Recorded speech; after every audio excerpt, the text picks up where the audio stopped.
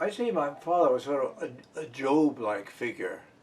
You know, he's very talented, writer, a journalist, uh, and then, you know, two children were seriously handicapped.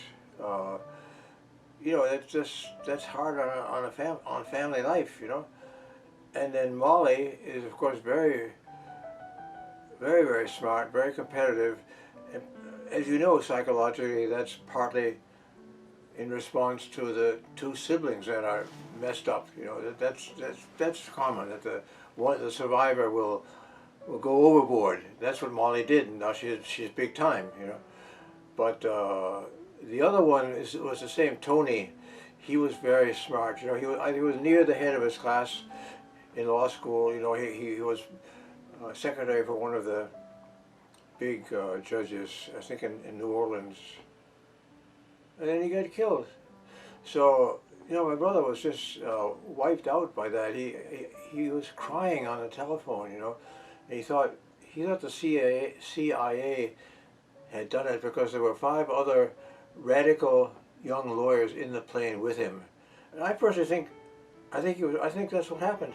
But Molly says that it was ascertained that the aviator was drunk. Well, I don't know. I don't believe that. I think it was the CIA. But I'm so suspicious of the CIA anyway. They tend to bump off people that are giving the trouble. And what should I get your shade for you? Yeah, I should put that down. I think that the crew survived, didn't they? I got a friend of mine here, Friedrich, to investigate that accident. And one strange thing about it, like that film, Generation War, it was suppressed. The news was suppressed about that crash. Was it? Yeah. It hardly occurred anywhere. There was one newspaper article. It's very little, and when I look on Wikipedia, there's you found that out too? Well, I see the crash. The crash is noted. No, yeah. Tony is not, and one of the things we'd like to do is put up a little bit more about him because he's been sort of forgotten to history. Something fishy there. But the thing is, I might be wrong, but I think the plane actually pancaked. What? The plane actually like pancaked into the side of a hill on the approach to the airport. And the front part, I think, broke off, and I think the crew survived, and everybody in the back died. Which makes it even more suspicious because it seems as if the pilots maybe were trying to live, or you know, or not. But you were asking about the well, the effect on Otto and Priscilla. I think, and my immediate answer was for mythological. He was like Job. I mean, one thing kept happening after another. They were stuck, and he kept on writing. You know, I think it's very impressive. And I went out to visit him on several occasions, and it was very difficult with those. Of course, the other one, the son, you know, was put away eventually. What's his name?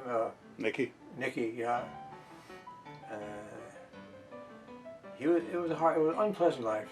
You know? And that's why he in the last 2 decades of his life, he seemed to be bitter. That's my personal feeling. You know, he would answer in a very curtailed kind of short, very briefly. What are you saying? Laconic is the right word. He felt that his dad, you know, that he was robbed of.